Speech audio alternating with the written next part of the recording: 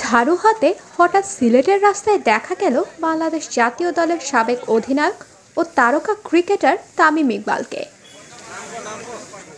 শুক্রবার 10 মে রাত 10:30টায় সিলেট সিটি কর্পোরেশনের নগর ভবনের সামনে থেকে নাগরী চত্বর হয়ে সার্কিট হাউসের সম্মুখ আলী আমজাদের ঘড়িঘরের সামনে ঘুরতে দেখা যায় তাকে। কিন্তু কেন এত রাতে ঝাড়ু হাতে সিলেটের রাস্তায় কি করছিলেন তা নিজেই জানান তামিম ইকবাল।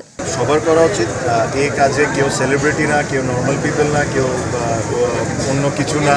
আমার কাছে মনে এটা সবার দায়িত্ব। আমি একটাই ছোট একটা কথাই বলবো আপনাদেরকে, যখন আমাদের এখান থেকে সবাই আমরা দেশের বাইরে যাই, হাতে যদি একটা কোকের ক্যান থাকে বা পেপসির ক্যান থাকে, ওই ক্যানটা কিন্তু আমরা বিন দেখেই ফেলি, কিন্তু আনফর্চুনেটলি বাংলাদেশে আমরা রাস্তায় ফেলি। এই মেন্টালিটিটা যদি আমরা একটু চেঞ্জ করতে পারি, তাহলে কিন্তু আমাদের দেশটা পরিষ্কার হবে। সিলেটে বেশ কয়েকবার এসেছি ক্রিকেটের কারণে।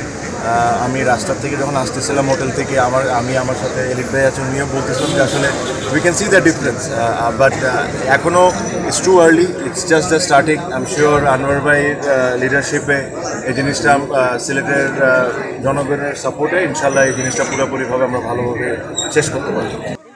জানা যায়, পরিচ্ছন্নতা কাজে নগরবাসীকে উদ্বুদ্ধ করতে সিলেট সিটি কর্পোরেশনের মেয়র আনোয়ারুজ্জামান চৌধুরীর সারথি হয়ে পরিচ্ছন্নতা কর্মীদের সঙ্গে পরিষ্কার পরিচ্ছন্নতা অভিযানে যোগ দেন তিনি। এ সময় উপস্থিত ছিলেন ওসমানীনগর উপজেলা পরিষদের চেয়ারম্যান ও জেলা যুবলীগের সভাপতি শামীম আহমেদ ভিপি সহ আরও অনেকে।